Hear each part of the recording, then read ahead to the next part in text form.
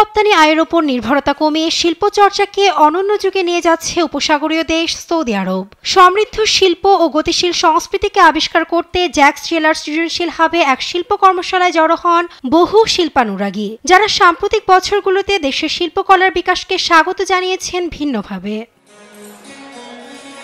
রয়টার্সের ফুটেজে দেখা যায় কাঠের উপর সূক্ষ্ম নকশা ফুটিয়ে তুলছেন এক শিল্পী। আছে কাঠ, মাটি সহ আরও নানা উপাদানে তৈরি মানব ভাস্কর্য। রং তুলির সংস্পর্শে সেগুলোতে শেষ ছোঁয়া দিচ্ছেন শিল্পীরা। কর্মশালায় যোগ দিয়েছেন বিভিন্ন বয়সী নারী ও পুরুষ।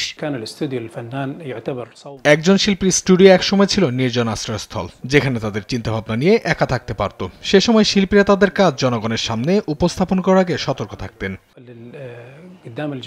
তবে এখন দৃশ্যপট পরিবর্তন হয়েছে। সময়ের সঙ্গে মানুষ তার শিল্পকর্মকে আর নিজের মধ্যে সীমাবদ্ধ রাখছে না, উন্মুক্ত করে দিয়েছে জনসাধারণের জন্য।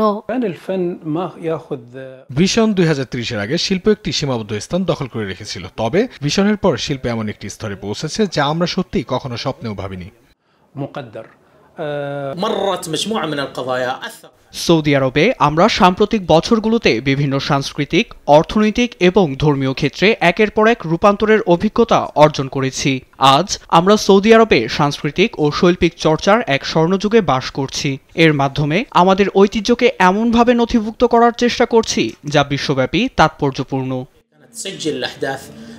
জ্যাক্স জেলা সৌদি আরবের দিরিয়াহর একটি শিল্প ঐতিহ্যবাহী স্থান, যা শিল্পের প্রচার ও প্রসারের জন্য আলোকবর্তিকা হিসেবে দাঁড়িয়ে আছে।